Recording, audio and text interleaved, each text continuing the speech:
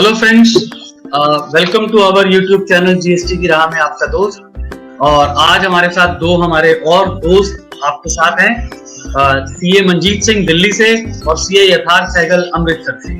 आप इन दोनों से परिचित हैं, ऑलरेडी मिले हुए हैं कहीं ना कहीं डिफरेंट इश्यूज पे, डिफरेंट प्लेटफॉर्म्स पे। वेलकम सर, आप दोनों आज हमारे चैनल पे हैं, हमारे साथ हैं।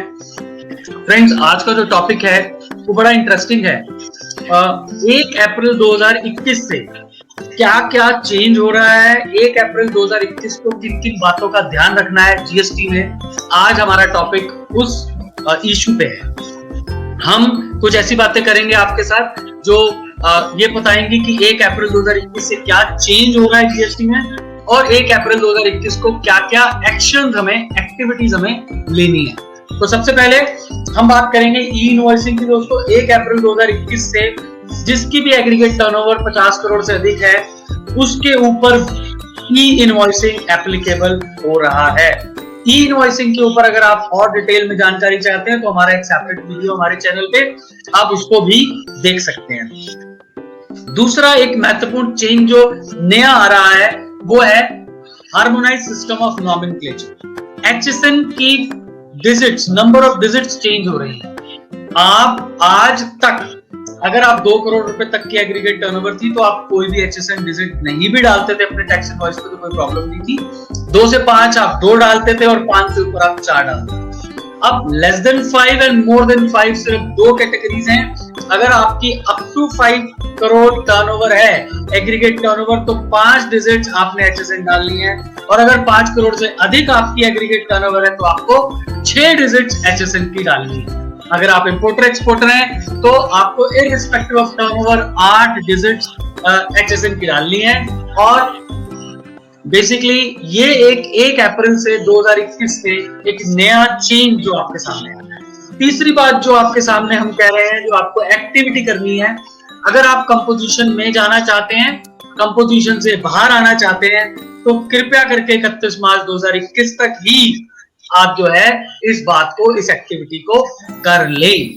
उसके बाद अगर आपने आप एक्सपोर्ट सर्विसेज करते हैं, एक्सपोर्ट गुड्स करते हैं, तो आप अगर without payment of integrated tax करते हैं तो आपको लेटर ऑफ अंडरटेकिंग लेना है। दोस्तों, वो फाइनेंशियल ईयर वाइज होता है, तो 21-22 के फाइनेंशियल ईयर के लिए एलयूटी आप 1 अप्रैल या उससे पहले ही अप्लाई कर लें ताकि आपके बिजनेस ऑपरेशंस हैम्पर ना हो। यहां से आगे जो है वो मंजीत जी आपको लेकर चलेंगे।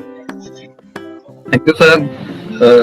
1 अप्रैल से अगर आपकी टर्नओवर 500 सीआर से ज्यादा है और आप B2C सप्लाई करते हैं तो आपको QR कोड अपने इनवॉइस के ऊपर प्रिंट करना पड़ेगा, और अगर आप ये नहीं प्रिंट करते तो आपको पेनल्टी लगेगी 1 दिसंबर से आपको पेनल्टी लगेगी अंडर सेक्शन 125। अच्छा, उसके बाद न्यू नेक्स्ट है एज पर रूल 36(4) आपने प्रॉपर रिकंसिलिएशन बना लिए होंगे। अगर आपकी कोई शॉर्टफॉल है तो उसको मार्च के रिटर्न में उसको इनकॉर्पोरेट कीजिए और विद इंटरेस्ट उसकी जो भी टैक्स लायबिलिटी बनती है उसको पे करिए। नेक्स्ट है आपको as per rule 48 new series, unique series, serial numbers, invoice series create करनी पड़ेगी।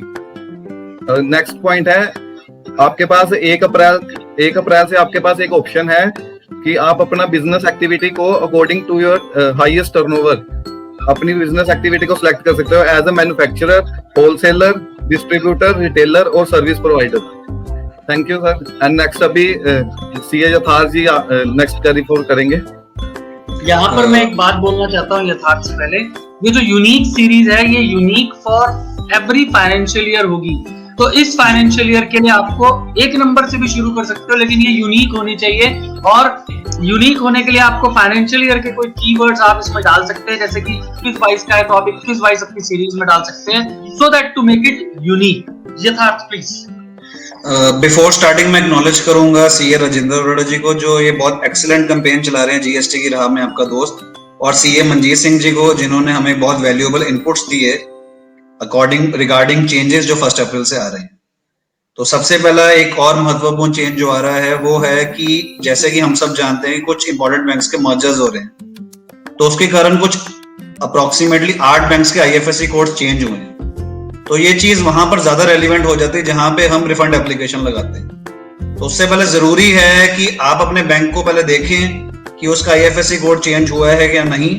अगर चेंज हुआ है तो उसको नॉन कोर फील्ड में जाकर अपडेट करें और उसके बाद ही रिफंड एप्लीकेशन लगाएं, ताकि रिफंड एप्लीकेशन के टाइम पे हमें कोई प्रॉब्लम फेस ना करनी पड़े। दूसरा जो महत्वपूर्ण चेंज है वो ये है कि जैसे हम सब जानते हैं कि जनवरी 2021 से क्यूआरएमपी स्कीम स्टार्ट हो चुकी है और अब क्योंकि जनवरी टू मार्च तो हम ऑलरेडी ऑप्ट कर चुके हैं, तो हमने अब ऑप्ट करना है अप्रैल टू जून क्वार्टर के लिए, जिसकी लास्ट डेट है 30 अप्रैल 2021। तो अगर हम कोई भी क्यूआरएमपी में हम ऑलरेडी हैं जनवरी टू मार्च के लिए, तो हम 30 अप्रैल तक रेगुलर में ट्रांसफर कर सकते हैं। और अगर हम रेगुलर में हैं और हम क्यूआरएमपी में जाना चाहते हैं तो उसके लिए भी लास्ट डेट हमारे पास 30 अप्रैल 2021 ही है। तीसरा इंपॉर्टेंट चेंज वो हम वैसे तो इट्स रिलेटेड टू रूल 36 सब रूल 4, जिसमें उन्होंने कहा था कि जितना आपके 2A में है उसका अब 120% ले, फिर उन्होंने उसको 110 किया और 1 जनवरी से उन्होंने 105% उसे कर दिया। अब ये और रिलेटेड हो गया है 2B से, क्योंकि हमारे पास अब 2B अवेलेबल हो चुका है जो कि रियल टाइम पर अवेलेबल होता है। जैसे जिन मंथली डीलर्स के लिए जो GSTR 1 फाइल करते हैं मंथली, उनके पास 11 की लास्ट डेट है, जो कि QRMP फाइल करते हैं उनके पास 13 की लास्ट डेट। तो फॉर एग्जांपल अगर हम मार्च महीने की बात करें, जो रिटर्न्स अप्रैल में जाएंगी तो उसका जो मंथली फाइल करते हैं उनके लिए लास्ट डेट होगी 11 अप्रैल, और जिन्होंने क्वार्टरली GSTR 1 फाइल करनी है उनके लास्ट डेट होगी 13 अप्रैल। तो 14 अप्रैल को हमें GSTR 2B अवेलेबल हो जाएगा और हमारी लास्ट डेट जो GSTR 3B फाइल करने की होती है वो होती है 20th of अप्रैल। तो हम 20th of अप्रैल को जब भी GSTR 3B फाइल करेंगे तो हमने ये भी देखना है कि GSTR 2A में कितना इनवॉइसेस बोल रहे हैं, हमने ये भी देखना है कि 14th को जो GSTR 2B हमें जनरेट हुआ है पोर्टल पे उसमें कितना इनवॉइसेस बोल रहे हैं, और जब हम GSTR 3B में उसका क्लेम लेंगे तो हम जितना GSTR 2B में इनवॉइसेस बोल रहे हैं उसका हम सिर्फ 105% क्लेम कर सकते हैं। फाइनेंस एक्ट जो कि रिसेंटली अभी आया है बजट में, उसमें ये चीज हालांकि बोल दी गई है, अभी ये नोटिफाई नहीं हुआ कि कल को जितना आपके 2B में होगा सिर्फ आप उतना ही क्लेम ले पाएंगे। तो इस पे शायद हम चर्चा तब करेंगे जब ये ऑलरेडी ये चेंज नोटिफाई हो गया होगा। जो कि अगला इंपॉर्टेंट चेंज है वो ये है कि जितने भी हम रिफंड एप्लीकेशंस लगाते हैं उनमें से अगर आप इन्वर्टेड ड्यूटी की रिफंड एप्लीकेशन लगा रहे हैं तो जैसे कि उसकी लास्ट डेट होती है 2 years from the date for which the return under section 39 is furnished. इसका मतलब ये है कि अगर आप मार्च 2019 का रिफंड लगा रहे हैं इन्वर्टेड ड्यूटी का, तो मार्च 2019 को 3B फाइल करने की लास्ट डेट थी 23rd of अप्रैल 2019। तो इसलिए अगर आप कोई भी इन्वर्टेड ड्यूटी का रिफंड लगा रहे हैं मार्च 2019 का, तो 23rd of April last date है उसको लगाने की, 24th of अप्रैल 2021 को वो रिफंड टाइम बाउंड हो जाएगा। इसका हम सीधा मतलब ये भी लेकर चल सकते हैं कि जितने भी GST from the very start July 17 to March 19 सारे के सारे रिफंड 24 अप्रैल 2021 को टाइम बाउंड हो जाएंगे इन्वर्टेड ड्यूटी के रिलेटेड।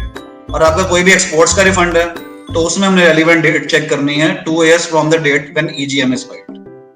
तो ये कुछ महत्वपूर्ण चेंजेस जो मैंने अपने एंड से कन्वे किए। अब मैं चाहता हूँ यहाँ से राजेंद्र सर टेक ओवर करें और वो हमें कुछ और इंपॉर्टेंट चेंजेस बताएं ताकि हम उसके बारे में भी और समझ सकें।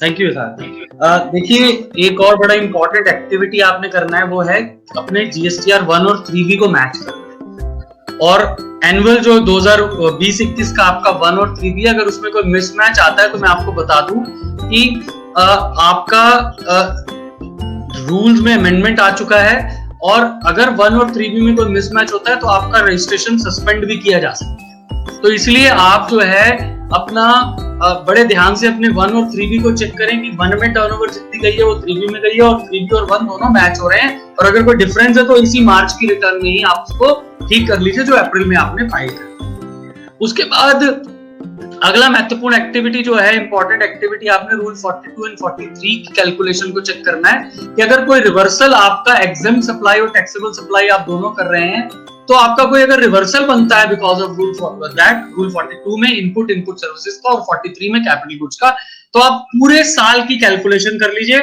और जो भी आपने रिवर्सल ऑलरेडी किया है या नहीं किया है अकॉर्डिंगली एडिशनल जो रिवर्सल बनता है वो कर दीजिए। और अगर अप्रैल 20 का कोई रिवर्सल नहीं है और आपने अभी तक नहीं किया तो आप आज कर लीजिए और ब्याज के साथ कर दीजिए और पूरे साल का रिकैलकुलेशन दोबारा कर लीजिए ताकि आपको फ्यूचर में कोई इंटरेस्ट की लायबिलिटीज के ऊपर ना पड़े।